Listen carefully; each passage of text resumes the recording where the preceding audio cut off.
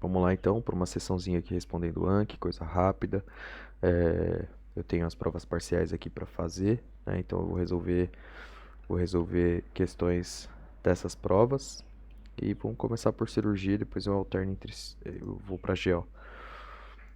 Bócios com indicação cirúrgica, né? Então tem vários motivos porque o bócio vai ser operado. Segundo o Dr. Elias, esses motivos, acho que o motivo maior, né, a razão maior é a razão estética. Depois eu vou ter bócio que acaba por comprimir estruturas ali aqui da região do pescoço, né? Então bócio que faz desvio de traqueia, bócio com projeção torácica, bócio endotorácico, bócio que bócio que causa sintoma compressivo, bócio suspeito de malignidade. Então são esses, né? Mediastinal, projeção torácica, desvia a traqueia, suspeito de malignidade. Definição de hipotireoidismo. Hipotireoidismo é uma condição clínica, né? É o resultado clínico de deficiência de hormônios tireoides. Déficit de hormônios tireoides pode ser primário, pode ser secundário ou terciário. Tumor de pequeno ou médio volume com voz bitonal. Diagnóstico. Então, se eu tenho um tumor de pequeno ou médio volume, mas está produzindo já bitonal, quer dizer que esse tumor é agressivo, né? Então, eu posso dizer que é um carcinoma de tireoide, de fato, com caráter mais agressivo, que está afetando o nervo laríngeo recorrente. Carcinoma de glândula tireoide. Paciente consulta por tumor infreoide com dor. Os diferenciais são cisto tireoglosso, hemorragia intracística, né? Cisto tireoglosso com hemorragia intracística, tireoidite subaguda de Kirchwein e dor no pescoço também. Vamos ver. Hemorragias intracísticas, tireoidite subaguda de Kirchwein, estrumite aguda. Eu sempre esqueço desse diferencial aqui. A estrumites aguda, porque na verdade não faz muito sentido e eu nem entendi muito essa condição, né? Não sei se isso aqui está falando de porque tem o estruma ovari, né, que é implantação fora, implantação de tecido tireoide ativo, né, funcionante fora da glândula tireoide, que não deve ser uma condição nada comum, né? Estruma ovari se implanta aí nos ovários. E talvez esse aqui seja tireoidite fibrosante de Riedel, né? Mas é uma tireoidite de afetação crônica com uma desenvoltura bem crônica e a condição é mais fibrosante do que ativa, inflamatória de fato, eu não sei. O que caracteriza o nódulo carcinomatoso na semiologia da tireoide é a dureza, né? Tem várias características, mas o que sugere o slide do Elias é a dureza, né? Mas posso falar de várias outras características. Dureza mesmo. O paciente consulta por tumor infreoide sem dor. Importante identificar o quê? O tamanho do tumor, né, o tamanho da lesão e o tempo de crescimento tempo de crescimento que teve essa lesão, né? Quanto é que ela cresceu, qual que é o tempo, como que é a evolução, aí as características físicas do tumor em si. O tempo e o ritmo de crescimento é o que está sugerido ali. Motivo de consulta no pescoço, região infraioide. Então são motivos de consulta estão relacionados ali à afetação do bócio e motivos que são funcionais, né? Então começar por compressão de estruturas, né? Razões estéticas com certeza, não sei se tu vai estar citando aí mais razões estéticas com certeza, se é o principal motivo de cirurgia. Então com certeza é o principal motivo, é um dos principais motivos de consulta. Sintomas funcionais, né, de hipotireoidismo de modo geral, citando mais especificamente palpitação, exoftalmia, edema maleular bilateral, aquela dermopatia que não deixa godê, um mixedema no caso. O que mais a gente pode falar? Tumor na região lateral, tumores da região lateral, né, o principal diagnóstico aí vai ser linfoma de Hodgkin e afetação e metástase ganglionar cervical das lesões malignas na tireoide. A gente pode pensar também aqui em tumor inferior bócio, né? Bócio difuso, de modo geral. Bócios difusos, então vamos ver aqui.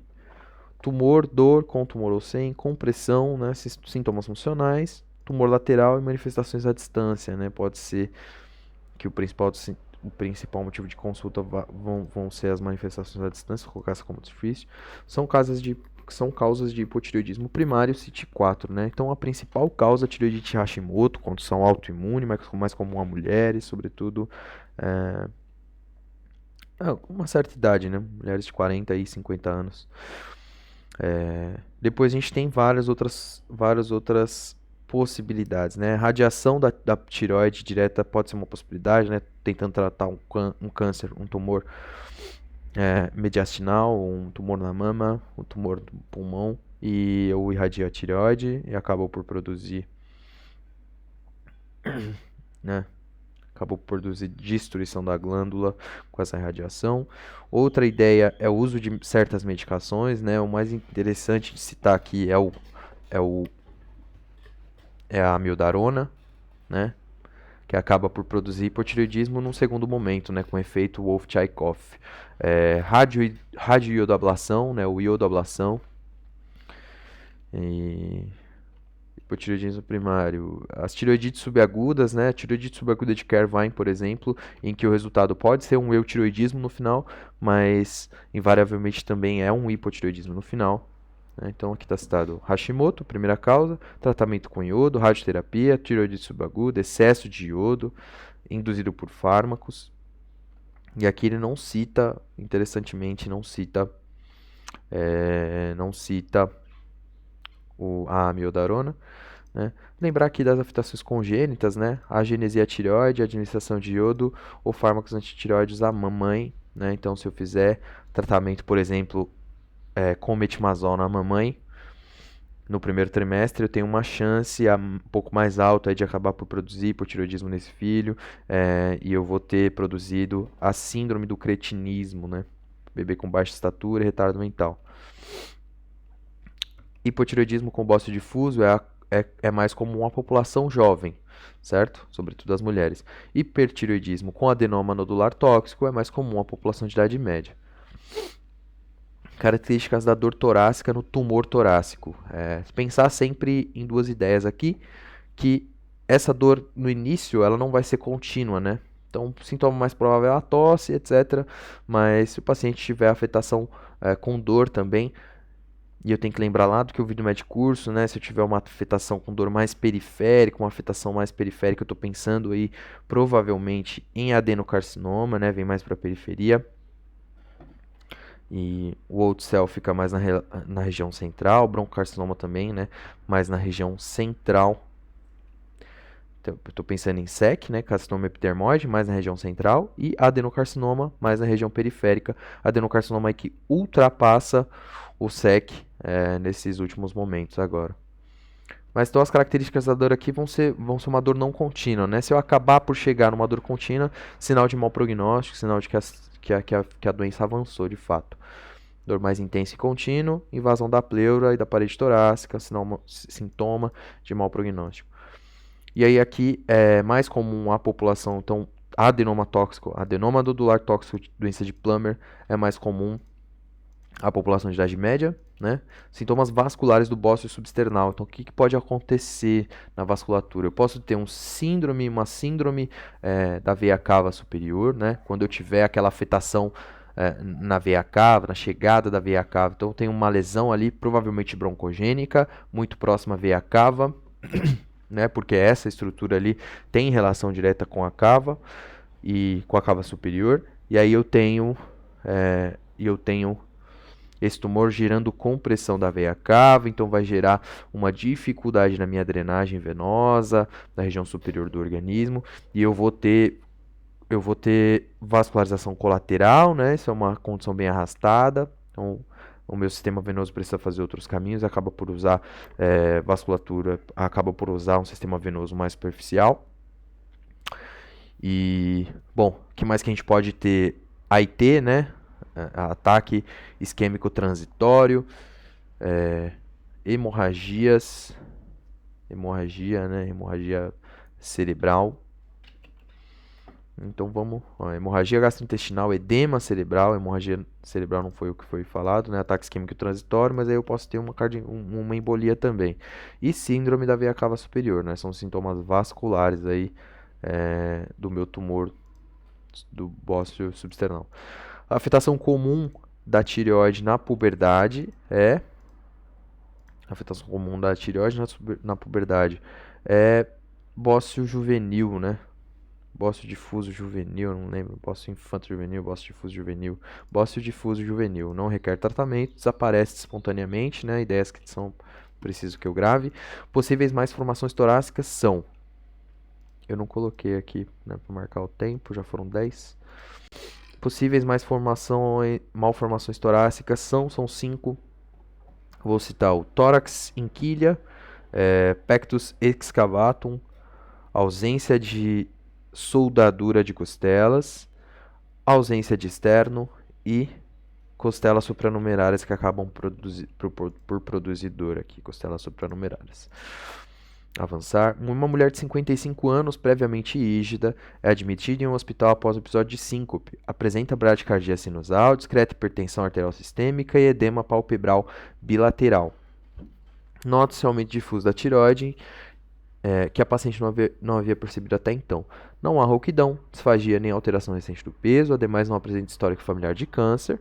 Um estudo ultrassonográfico da tireoide mostra 3 nódulos com bordas regulares, parcialmente císticos, com componente sólido e execóico, sem calcificações, 0,4 cm, 0,6, 0,8, não é nada muito grande, né, todos pequenos. Não há linfadenopatia cervical. O exame revelou um TSH elevadíssimo, né, o TSH suprimido. Nesse caso, a abordagem adequada para o paciente é solicitar T3 total e T4 livre e cintilografia de tireoide antes de definir o tratamento. Prescrever levotiroxina e solicitar T4 livre, PAF. Vamos lá, né? Nódulos pequenos eu não vou fazer PAF, então essa não é a ideia. Prescrever levotiroxina e realizar acompanhamento clínico ultrassonográfico dos nódulos. Eu acho que faz mais sentido eu entender se é esse nódulo que está me dando, se são esses nódulos que estão me dando esses sintomas, né? Então, fazer uma cintilografia de tireoide. Dosar antitireoide peroxidase para definir a abordagem dos nódulos. Eu prefiro fazer a cintilografia para entender se esse nódulo é um nódulo quente ou frio, né? Então, acho que a alternativa A, e eu errei. Vamos lá. Então, a presença de um TSH aumentado em vigência de sintomas clássicos de hipotireoidismo. Quadro de hipotireoidismo primário. Eu não tenho hipertireoidismo, eu tenho hipotireoidismo, né?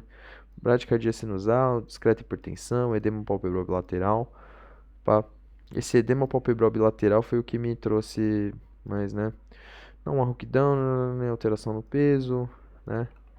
Mas a minha paciente provavelmente tenha hipotireoidismo. Claro, eu tenho que ter TSH suprimido para ter hipertireoidismo. Eu tenho um TSH elevadíssimo. Eu falei a palavra suprimido e ela me trouxe um raciocínio errado, né? Então aqui eu tenho hipotireoidismo. É subclínico? Não, né? Minha paciente, bom, eu teria que olhar para TST4 e isso com certeza seria feito, mas minha paciente tem um aumento muito grande de TSH, né? O que está gerando para ela aí o ósseo, acabando por aumentar difusamente a tireoide, né? E, bom, vamos dar uma lida. Sabemos que a causa mais comum dessa condição é a tireoidite de Hashimoto, né? Que é provavelmente o que ela tem. Comumente cursa com aumento difuso da tireoide e a presença de pseudonódulos devido à heterogeneidade da glândula. Os nódulos apresentados pelas pacientes não apresentam características suspeitas, aliás, são de baixo risco pela ata, menores do que 1 centímetro. Logo, não há indicação de punção e apenas o acompanhamento ultrassonográfico deve ser realizado, né? Então é isso daqui mesmo. É isso daqui mesmo. O meu raciocínio foi para outro lugar. Cintilografia só deve ser realizado em casos em que eu tenho um TSH suprimido. Eu vi o TSH altíssimo, olhei para a referência e falei que ele estava suprimido, né? Demorando, faz tempo que eu não faço aqui. Nos tumores secundários do tórax, a ordem de frequência é... tumores secundários do tórax, estou falando de metástase, né? A ordem de frequência é pulmão, mama e próstata, certo? Pulmão, mama e próstata, ordem de frequência aí. Paciente feminino, 46 anos, procurou ambulatório de endocrinologia com queixas de cansaço, queda de cabelo, sonolência, olhos inchados e alteração na voz, né? Todos os sinais aqui de hipotireoidismo, então, nesse momento. Ao exame físico, foi verificada a bradicardia com retardo do reflexo aquileu e pele seca e descamativa. A paciente tem epilepsia e faz uso de carbamazepina. Qual é a hipótese diagnóstica e quais exames deverão ser solicitados para a confirmação? Hipotireoidismo, TSH e T4. Hipotireoidismo subclínico, não, minha hipótese diagnóstica é que ele é um hipotireoidismo clínico, né? Hipotireoidismo primário, TSH, T4L e ATPO. Hipotireoidismo de Hashimoto, TSH e ATPO. Hashimoto é a minha principal hipótese diagnóstica, de fato, né? Eu acho que eu responderia D aí. Ficamos entre A e C. Bom, vamos lá. Paciente com quadro clínico de hipotireoidismo franco, é verdade. Então, B já está errado. Aqui não temos como pensar em hipotireoidismo subclínico, que é assintomático ou sintomático. Pode sim ser tireoide de Hashimoto, mas antes de corrermos atrás de diagnóstico, o mais importante é verificarmos se é hipotireoidismo ou não. Mas o que eu vou fazer? É TSH, né? Ficamos entre A e C. Hipotireoidismo primário e esse. Realmente a grande maioria dos hipotireoidismos é primária, mas os exames necessários para o seu diagnóstico são TSH e T4 livre, de modo que não existe nenhuma opção 100% correta. A banca manteve como gabarito a opção A e não nos acatou os pedidos de recurso. Eu mudei a resposta, a alternativa A dizia TSH e T4 total. Tá. Mas é T4L, né? Ah, tá. Lembrei já do que eu fiz com isso aqui. Vou colocar que errou, claro. Esse aqui, né, o último grau, o grau 4, é o bócio monstruoso. Bócio monstruoso que deforma o pescoço. Maísa, 29 anos, traz alguns resultados de exames que foram solicitados para investigação de um quadro de fadiga e desânimo. Os exames são os seguintes: hemoglobina de 13, hematócrito 45, global de leucócitos 5.000, normal, né, baixo até que. Plaquetas 256, glicemia em jejum 76, TSH aumentado, né? Então eu tenho hipotireoidismo. Diante do caso clínico apresentado, conduta a ser sugerida pelo manual de família, manual MFC, que é MFC, não lembro. É que é necessário seguir a investigação de hipotireoidismo, devendo ser repetida a dosagem de TSH e solicitada a dosagem de T4L. Por que repetir TSH? Não falo tempo, né? Acho que não. A dosagem de anticorpos antirreceptor de tiroglobulina deve ser solicitada para descartar hipotireoidismo secundário. Não, isso nem é hipotireoidismo secundário. Deve ser prescrito levotiroxina, 75 microgramas em jejum, uma vez que a Fernanda, o nome dela nem é Fernanda, apresenta hipotireoidismo franco. Considerando que mais apresenta sintomas compatíveis com a disfunção tiroidiana, a dosagem do T3 total deve ser realizada. T3 total não, né?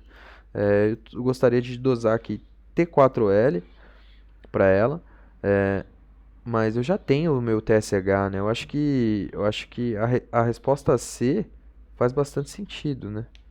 A resposta C faz bastante sentido, só que fadiga e desânimo são bem inespecíficos.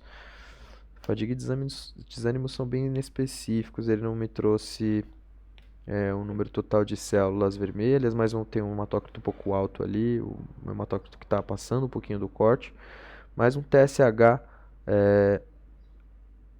aumentado. Repetida dosagem de TSH e T4L. Descartar hipotireoidismo secundário na B não tá errado isso aí. Eu acho que eu tô entre A e C, mas eu acho que eu vou de C. Deixa eu ver, que é? Paciente em questão precisa fadiga de ser incorreta. Primeiro, porque não temos a dosagem de T4 livre. Segundo, porque o que fazer então? O primeiro passo é repetir o TSH, então não é A.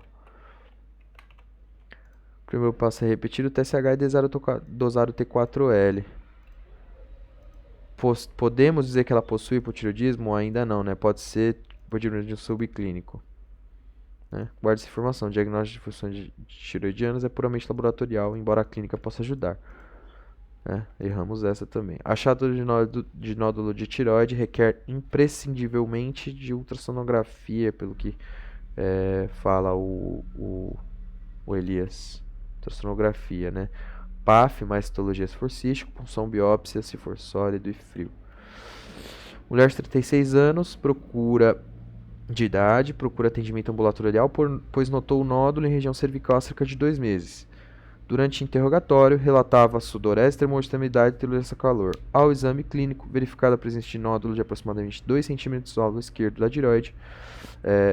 Exames laboratoriais com TSH suprimido, bem suprimido, né? Então eu tenho hipertireoidismo.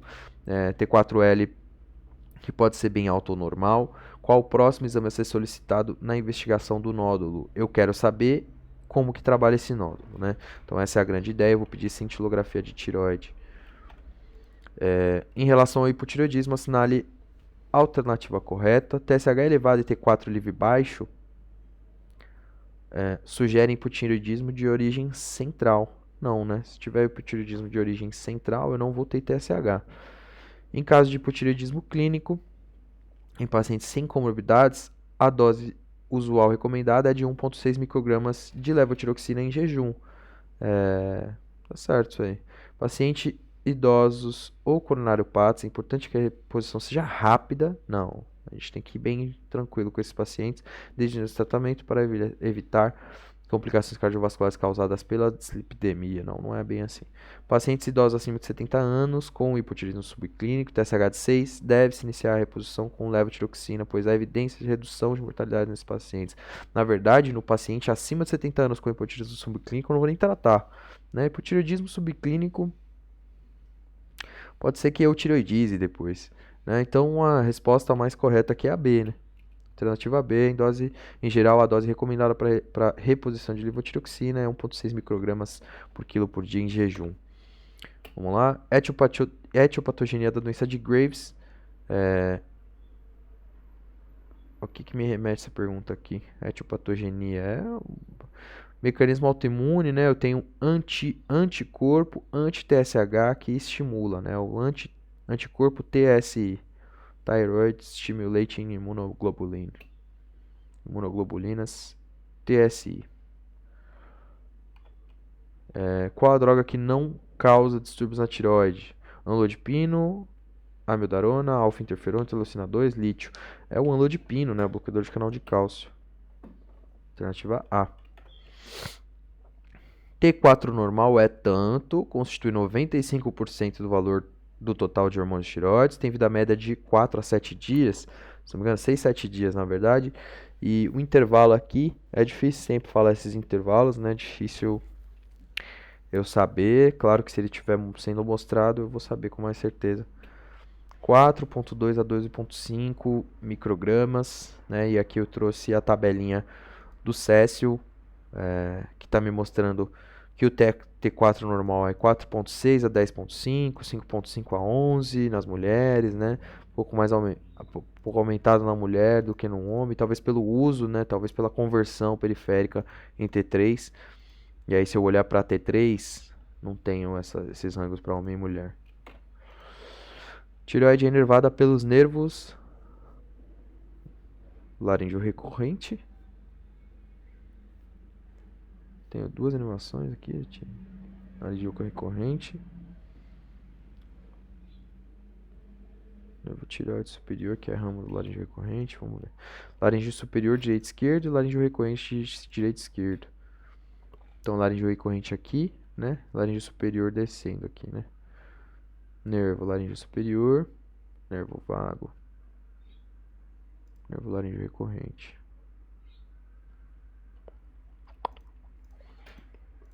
Classificação grau 2 da OMS do bócio segundo o tamanho. Ah, tá, porque aqui ficou mais legal, né? Então, se for, eu tenho grau 0, grau 1A, grau 1B, grau 2. No grau 2 eu vou ter um bócio grau 0 não visível não palpável. Não visível mais palpável. Visível em extensão. E visível normal, né? Sem necessidade de extensão e palpável. Facilmente palpável e visível. Facilmente palpável e visível sem extensão. Eu não preciso de extensão para ver esse bócio. E no grau 1, então grau 0A, grau 0B, aí grau 1 palpável e visível com o pescoço estendido, né? Mas essa é a ordem mesmo. Começar normal. No segundo eu consigo palpar, mas não consigo ver nem extensão. Grau 2 eu consigo palpar e ver em extensão, mas não consigo ver normal. Grau 2 eu consigo palpar e ver em extensão, mas não consigo. Grau 2 eu consigo palpar e ver normal. Grau 3 visível à distância. Grau 4 bócio monstruoso. Tratamento de tireoidite de Hashimoto, reposição com levotiroxina. Levotiroxina ad eternum. Nos tumores de região lateral, geralmente estão afetados os gânglios carotídeos, né? Superior e médio. E os gânglios supraclaviculares, talvez. Grupo supraclavicular. Então, carotídeo médio e inferior e grupo supraclavicular. Diagnóstico de tireoidite de Hashimoto. Como é que eu faço diagnóstico de tireoidite Hashimoto? Eu vou fazer TSH, T4L, né? Fazer TSH, T4L anti-TPO, talvez. Clínica mais achado de hipotireoidismo, mais anti-TPO, se for o caso. Paciente sexo feminino que teve infecção das vias aéreas superiores a 2 semanas, consulta por dor cervical e dor de ouvido. Diagnóstico: tireoidite subaguda de Kervine, né? Tireoidite subaguda de Kervine.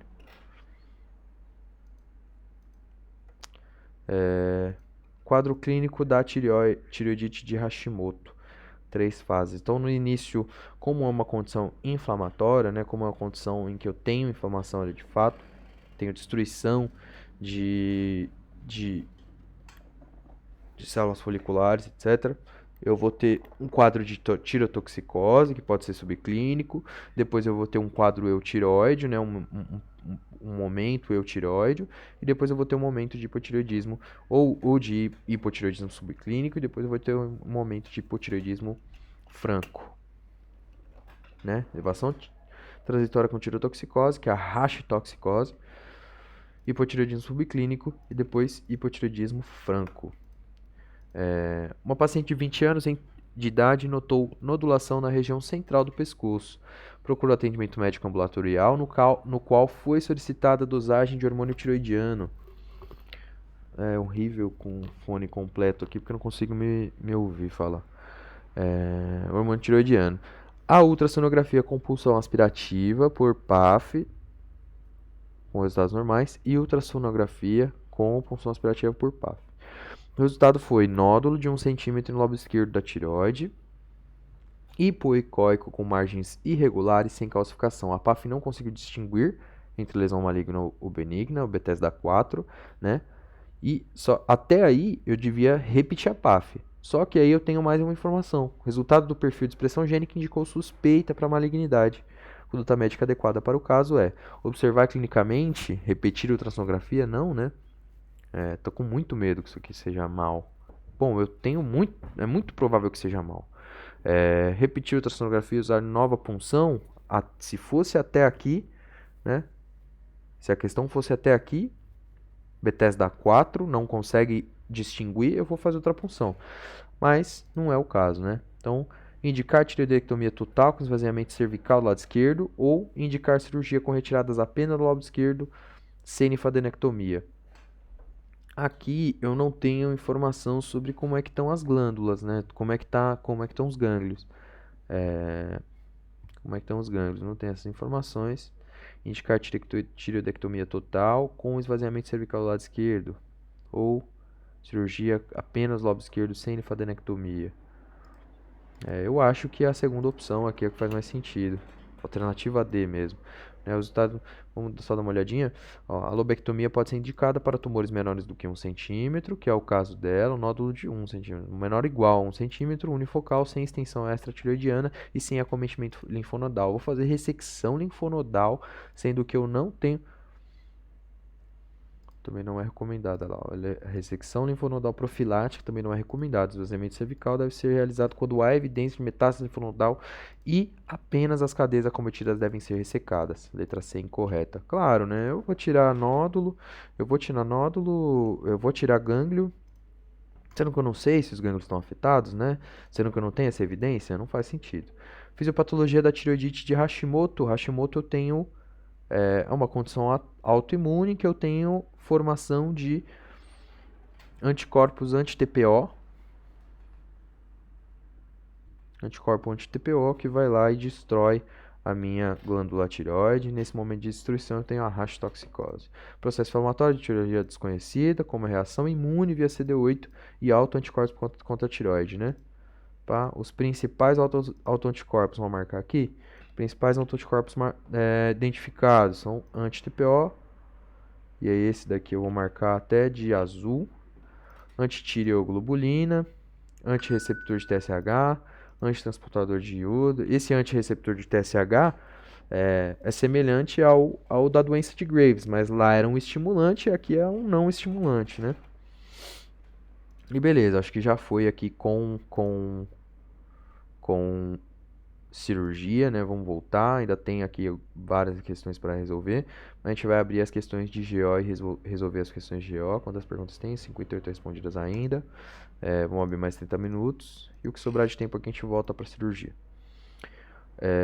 A placenta que se forma com a ausência da sua porção central ou em caso se observa um orifício em dita zona, se denomina placenta fenestrada, né? Um conceito ali que a professora sugeriu para nós. Mulher de 29 anos com 3 cesáreas na quarta gestação apresentou sangramento vaginal há 2 semanas e parou, tendo retornado novamente hoje. O sangramento é moderado, aspecto de sangue vivo e a gestante está hemodinamicamente estável. Tem 35 semanas de gravidez. Frente ao quadro apresentado é correto que qual que é a condição aqui? Condição para mim é placenta prévia, né? O sangramento que volta, né? O sangramento de recorrência, um sangramento com esse aspecto de sangue vivo, né? Não é hematoma, né? Não é hematoma. E lembrar que no DPP pode nem ter sangramento, né? Então vamos lá. Pode ter um sangramento oculto, DPP, a placenta pode ter sido hidrogenada num local mais posterior ao bebê, posterior ali em relação ao colo uterino, né, na parede posterior ali do útero, e aí ali formando o hematoma, pode dar coagulação intravascular disseminada, etc. Vamos lá. Realizar toque vaginal cuidadoso não é para fazer toque na placenta prévia. Não pode. Sangra. Já indicar cesárea por 3 cesáreas anteriores. Eu tenho uma mulher com 35 semanas de gravidez. Faz sentido indicar cesárea? Talvez, né? Mas vamos ver mais aqui. Indicar cesárea por DPP? Não, não é DPP. Pedir ultrassonografia e identificar a localização da placentária e possível acretismo. Olha, um dos meus medos é acretismo mesmo, faz sentido. Inibir as contrações, mas ela não tem contrações. Cadê a contração? Não está escrito contração aqui. Então, eu acho que a gente está aqui, né, com duas informações, né? Mas eu quero saber onde é que está essa placenta, né? Como que ela está, como é que ela está insertada, se ela está norma insertada ou se aconteceu acretismo, né? Eu acho que a melhor indicação aqui é a letra C. E tá certo, né? Placenta prévia com acretismo da placenta. A principal suspeita diagnóstica é de placenta prévia com acretismo. Por que eu estou pensando em acretismo? Porque ela tem 3 cesáreas anteriores, né? Fator de risco aí para acontecer placenta prévia e para acontecer acretismo, né? Uma lesão no meu útero, e aí o útero na próxima gravidez ali, eu tenho a placenta prévia se formando exatamente naquela posição e eu tenho acretismo. O que me faz pensar numa coisa que é a seguinte, né? E se não sei qual que é o raciocínio, né? Pode até descobrir, pensar, vamos ver. Mas e se a minha incisão da cesárea começasse a ser feita numa região mais posterior? Será que a gente não reduziria aí os casos os casos de placenta prévia? Vamos pensar nisso. Vamos abrir aqui nas notas, colocar uma pergunta aqui, porque agora me surgiu essa questão, né? Então vamos escrever aqui. E se eu fizesse incisões cesárea numa região mais posterior? Não reduziria placenta prévia? Maior risco de DPP?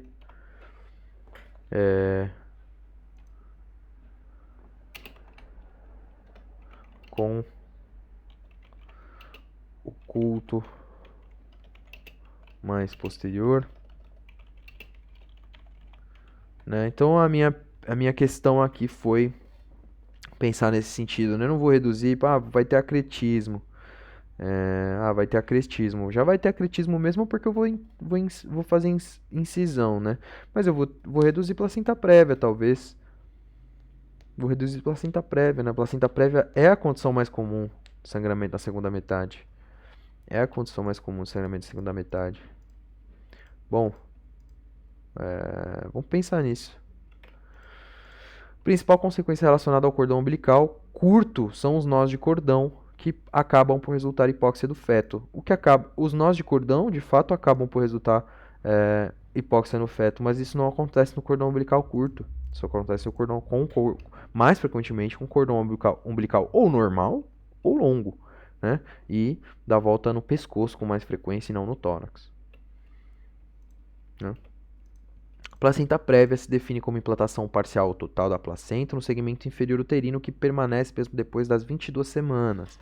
Não é 22 semanas, são 28 semanas e no slide da doutora Sara ela sugere que são 32 semanas, né? A gente sabe que até as 28 semanas o útero vai aumentando de tamanho, vai esticando mais a parede uterina, então pode levar a inserção da placenta. Essa placenta prévia que pode estar aqui na região, imaginando que o colo uterino é essa parte aqui bem no meio, né? Essa parte aqui bem no meio, então eu tive a inserção da placenta aqui, né? Uma placenta insertada numa região baixa, né? Uma placenta insertada na frente do colo, na saída do orifício interno do colo. E aí, mas o útero vai crescendo e vai puxando a placenta para cima. E aí, quando a gente vai ver, a placenta já está insertada aqui nessa cara mais lateral, né, mais marginalizada, com distância suficiente do colo, do orifício interno do colo. E isso acontece aí até as 28 semanas. Então, até 28 semanas eu posso ter essa rotação. Se eu fizer a ultrassonografia da paciente com 22 semanas e ela tiver PP, tá tudo bem.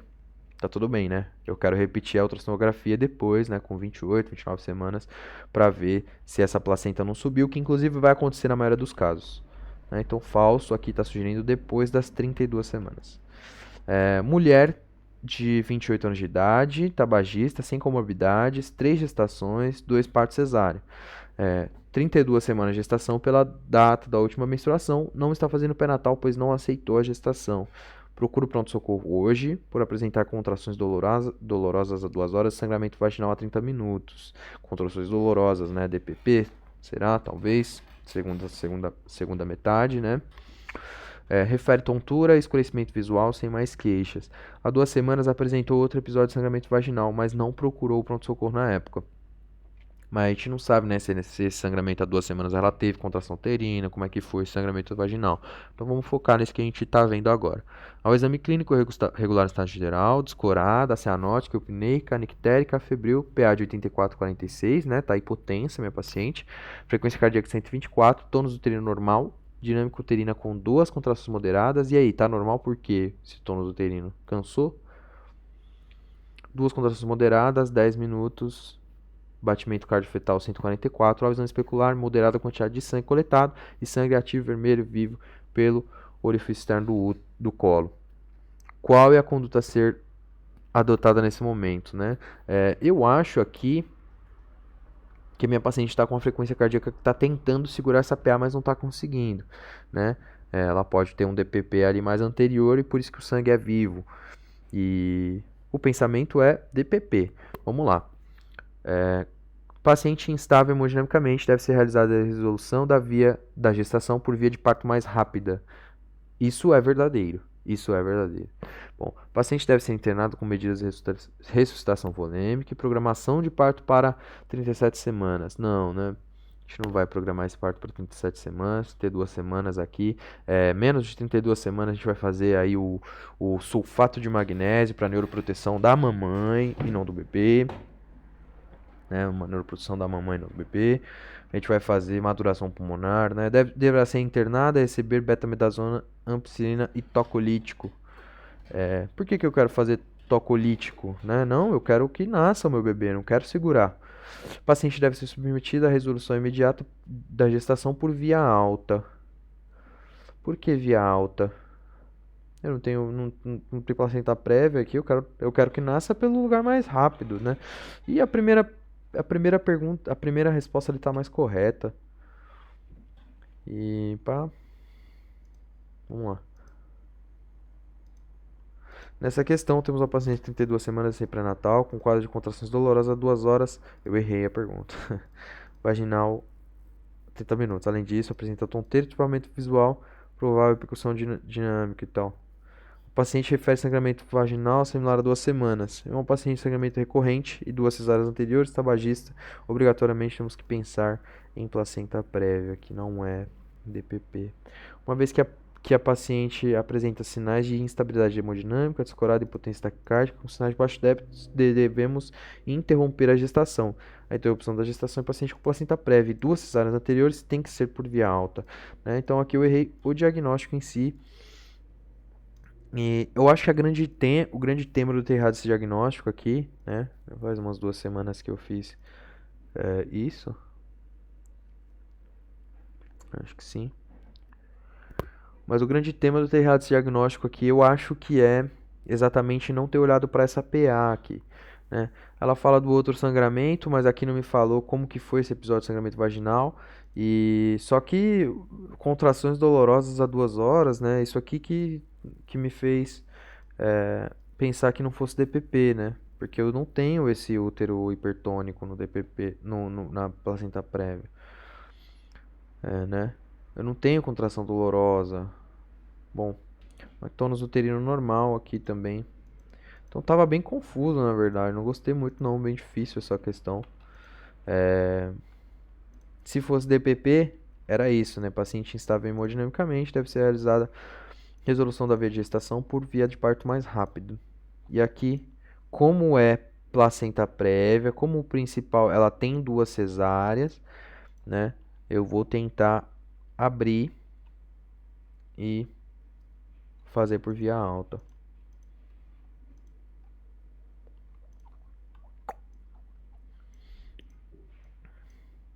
Vou marcar essa parte. Erramos nesse, né? Cita ao menos 3 fatores de risco para o desenvolvimento de placenta prévia. Hipertensão, né? Doença hipertensiva específica da gestação, de modo geral. Placenta prévia. Opa, tabagismo, mulher maior do que 35 anos, tabagismo, cesárea anterior. Placenta prévia, não é DPP. Cesárea anterior, mulher maior que 35 anos, tabagismo. Uma mulher com 26 anos de idade, primigesta, chega à emergência de uma maternidade confusa com cefaleia por estar apresentando há cerca de 30 minutos sangramento vivo. Então vamos voltar. Cefaleia, 30 minutos sangramento vivo, que chegou a escorrer pelas suas pernas, além de dor abdominal intensa. Vamos lá, aqui é DPP, né? Não pode ser outra coisa, claro. Paciente nega trauma e outras queixas, relata ainda ter feito 2 consultas de pré-natal, mas não trouxe consigo o cartão pré-natal. E trouxe ultrassonografia gestacional normal de 2 semanas atrás. Pela data, quer dizer que, né, na ultrassonografia gestacional eu teria visto a placenta prévia, por exemplo, então não é placenta prévia. Pela data da última menstruação, o médico calcula a idade gestacional em 32 semanas. Em seu exame físico, constatou-se PA 180 por 120, pulso 114, abdômen gravídico com dinâmica uterina ausente, altura uterina compatível com idade gestacional, útero lenhoso, forte, duro e frequência cardíaca fetal de 108 batimentos por minuto. O bebê está bradicárdico já. Em exame especular, foi visualizado sangramento ativo vindo de orifício cervical externo. Proteinúria de fita revelou 3 positivos de 4. Após iniciado sulfato de magnésio, a própria questão falou que foi feito sulfato de magnésio aí, né? Na teoria, né, para fazer em menores de 2 semanas, talvez tenha aí um menor de 2 semanas, menos de 2 semanas completas, 32 semanas completas. Qual a conduta médica inicial a ser tomada? Administrar betametasona para amadurecimento pulmonar, realizar ultrassonografia gestacional com urgência, iniciar indução de parto com misoprostol, realizar cesariana de urgência. Vamos lá, né? 32 semanas é menor do que 34 semanas. Eu quero amadurecer esse pulmão, né? Acho que essa é a grande ideia, mas realizar essa cesariana de urgência também é importantíssimo, né? Só que aqui eu quero que o bebê nasça. Tem que pensar aqui no que vai ser feito então, se esse bebê. Eu acho que a resposta é D. Ah, tá, a resposta é D, mas o que vai ser feito com esse bebê então? Né? O que vai ser feito com esse bebê então?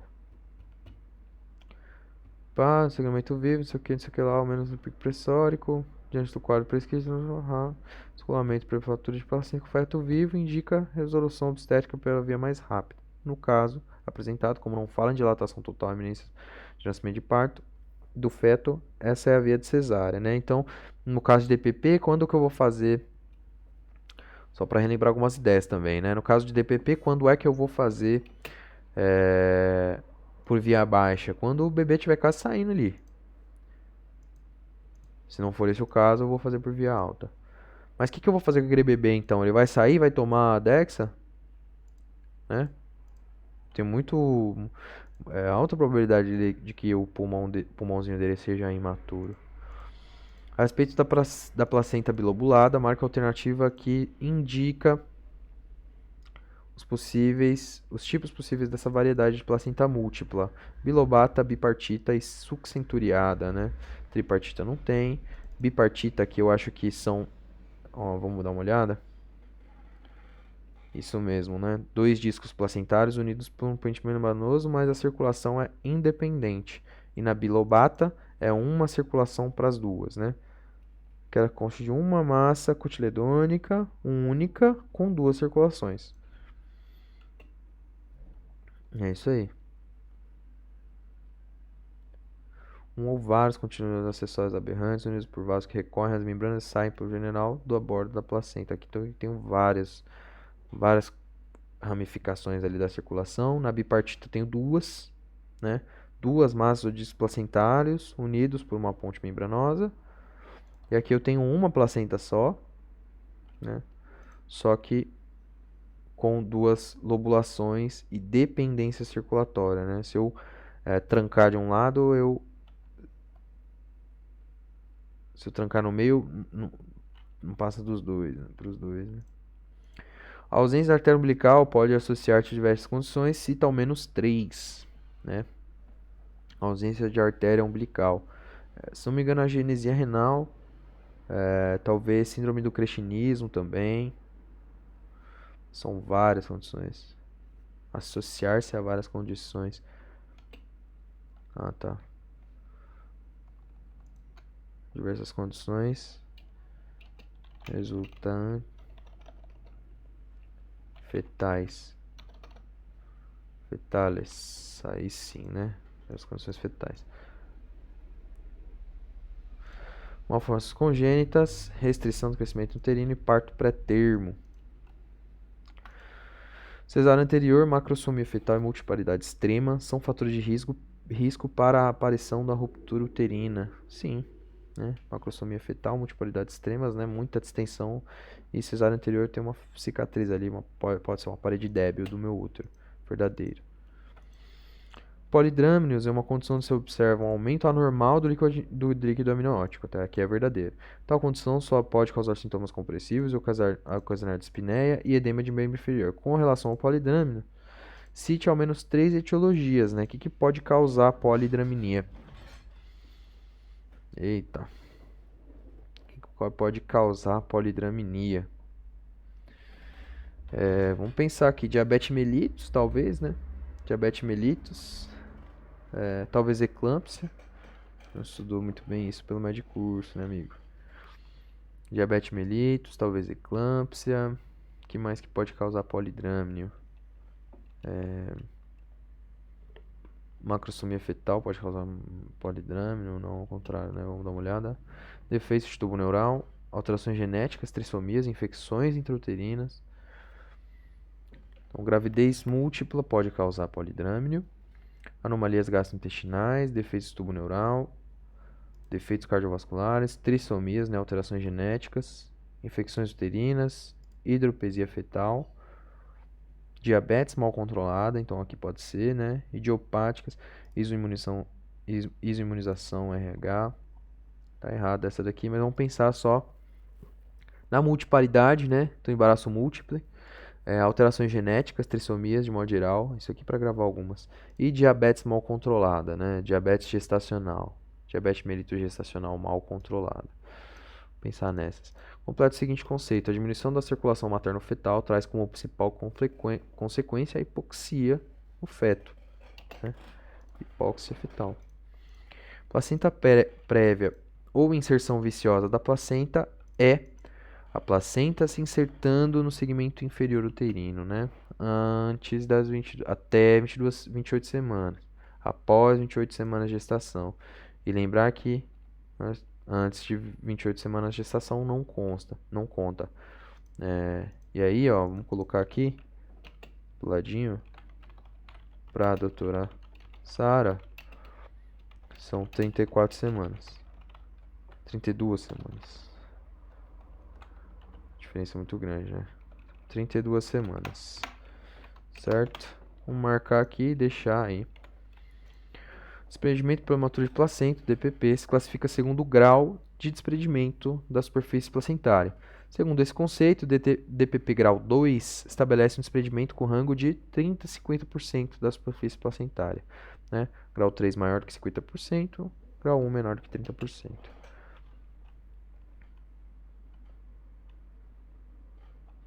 Né? Grau 3 é desprendimento total, né? E 51% é quanto? É grau o quê? Né? É grau 2,5. É duro. Placenta bilobata se caracteriza por ter dois discos placentários unidos por um ponte membranoso, cuja circulação é independente. Não, bilobata tem um disco só.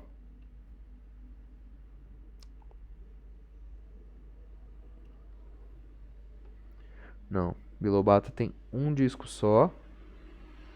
E a circulação é dependente, né?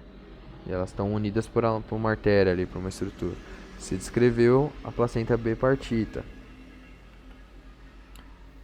Certo? Acabaram aqui as perguntas de GO. Ainda tem 8 minutos para responder de perguntas. Então vamos voltar para cirurgia. Responder aqui. Mulher de 55 anos de idade, previamente rígida, é admitida em hospital após episódio de síncope. Apresenta bradicardia sinusal, discreta hipertensão arterial sistêmica, pode acontecer aqui no hipotireoidismo. E edema palpebral bilateral. Essa hipertensão aqui é convergente, né, se não me engano, no hipotireoidismo. Divergente é do hiper. Nota-se o aumento difuso da tireoide, o aumento da diastólica, inclusive. Nota-se o aumento difuso da tireoide, que a paciente não havia percebido até então. Não há rouquidão, disfagia nem alteração recente de peso. Ademais, não apresenta histórico familiar. Em estudos ultrassonográficos se demonstram 3 nódulos menores do que 1 centímetro, todos pequenininhos. Não há linfadenopatia cervical. O exame revelou TSH muito elevado, né? Deixando mais claro que é um hipotireoidismo. Nesse caso, a abordagem adequada para com a paciente é solicitar T3, T4 e cintilografia de tireoide não precisa, né? Agora a gente já entendeu já que prescrever de levotiroxina, essa mulher vai melhorar, né? Vai melhorar as queixas e acompanhar ultrassonograficamente os nódulos, né? Então ela vai retornar comigo, eu vou passar a levotiroxina, ela vai retornar comigo em um mês, a gente vai ver como que tá rolando aqui, ou 3 meses, se não me engano. A gente vai ver como que tá rolando, vai solicitar outra ultrassonografia dos nódulos e ver como é que tá.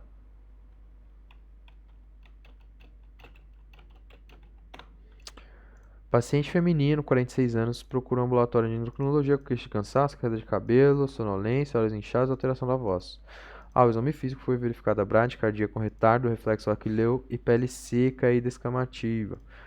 O paciente tem epilepsia, faz uso de carbamazepina. Qual é a hipótese diagnóstica e quais exames devem ser solicitados para confirmação? Então, a hipótese diagnóstica é hipotireoidismo, né? E aí não preciso fazer TPO. Hipótese diagnóstica é hipotireoidismo. TSH e T4 livres são suficientes, né? Suficientes. Mais a 29 anos, traz alguns resultados de exame que foram solicitados para investigação de um quadro de fadiga e desânimo. Os exames são os seguintes: hemoglobina de 13, hematócrito 45, leucócitos 5.600, plaquetas normal, glicemia em jejum normal, TSH elevadinho aqui, né? TSH elevadinho aqui já está encaixando comigo um caso de hipotireoidismo subclínico e o jeito de confirmar é laboratorial. Necessário seguir a investigação de hipotireoidismo, devendo ser repetida a dose de TSH e solicitada a dosagem de T4 livre. Né? Se eu tivesse T4 livre de fato diminuído, aí eu vou tratar ela com levotiroxina. Se esse T4 livre aqui tiver no rango ok, eu não vou tratar ainda, né? Eu vou repetir os exames depois. Então, tais, não. Paciente de sexo feminino teve infecção da via aérea superior há 2 semanas, consulta por dor cervical e dor de ouvido. Qual será a evolução de sua função tireoide? O que acontece na tireoidite subaguda de Kervine? Então, num primeiro momento eu vou tireotoxicar. Mano, igualzinho a Hashimoto. Igualzinho a Hashimoto aí. Então, no primeiro momento eu vou ter aumento de hormônio tireoide com tireotoxicose. Depois a paciente vai ficar eutireoide, né? Depois ela vai ficar hipotireoide. E aí, na tireoidite subaguda de Kervine, conforme sugere o doutor Elias, esse hipotireoidismo, que vai ser no início subclínico, depois clínico, ele vai durar vários meses, e depois essa paciente vai voltar a ter função tireoide normal, né? Vai voltar a ser eutireoideia. Então, hipertireoidismo, eutireoidismo transitório, hipotireoidismo transitório por vários meses, depois do eutireoidismo a pessoa volta a ficar normal, né? Dor cervical, otalgia, com ou sem aumento da glândula tireoide. E aqui a gente vai usar prednisona para tratar. No médio curso a gente vai usar outras medicações, né? Vai usar a Inês, né? Conforme sugere aquela imagem que enviou pra gente, vai usar AS, vai usar diclofenaco, a Inês, mas não vai usar prednisona. Tireoidite Hashimoto também é chamada de tireoidite linfocítica crônica, né? Tireoidite linfocítica crônica. Ou tireoidite crônica autoimune. Tireoidite linfocítica crônica. Não, perfeito isso aqui. Sinal de Pemberton, característico D. Sinal de Pemberton é a pletora facial com elevação dos braços, né? Que é a manobra de Mananhon. E sinal de Pemberton é essa pletora facial aí. Enfim. Característico de bócio endotorácico. Claro. Lesão difusa que infiltra os tecidos resultando em massa fixa, fibrose compressiva. Parte das tireoidites crônicas. Massa fixa, fibrose compressiva. Aí é. Lesão difusa, parte das tireoidites crônicas é a grande dica aí. Tireoidite fibrosante de Riedel. Struma de Riedel. Tireoidite fibrosante de Riedel. Detectei um bócio no exame físico. Solicito o laboratório, TSH elevado, T4L normal. Bócio no exame físico, TSH elevado, T4L normal. O que eu vou fazer?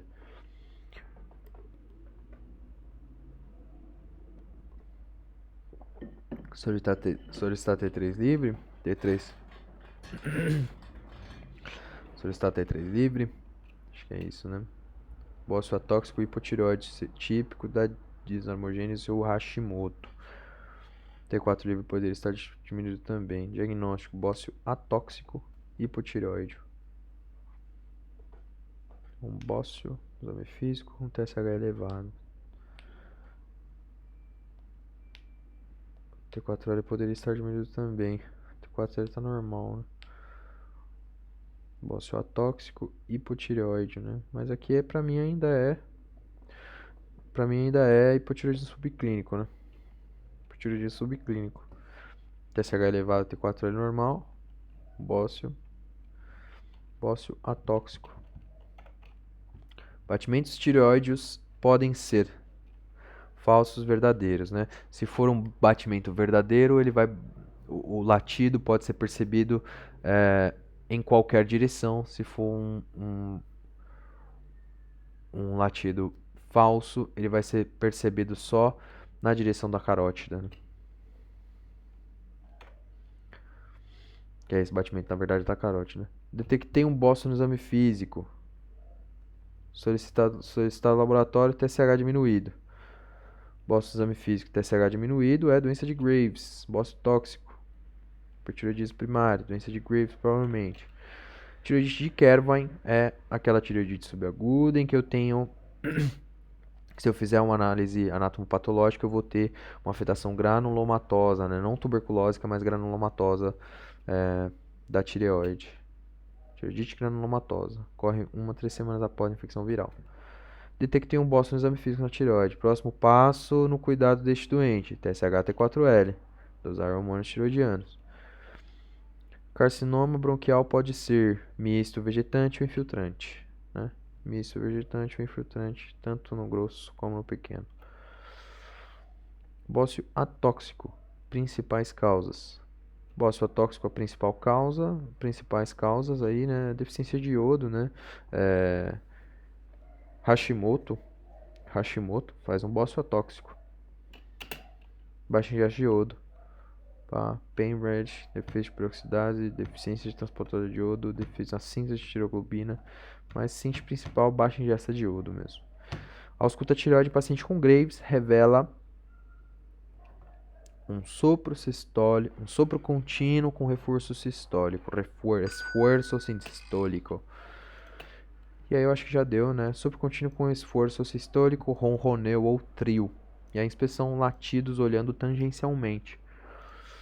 Certo? Acho que essa é a última pergunta, tá legal já. Respondi 1 hora de Anki aqui falando. É bem cansativo fazer isso. Faltaram 11 perguntas para finalizar a tireoide aqui. E é isso, né? Vamos deixar para fazer mais em outro momento.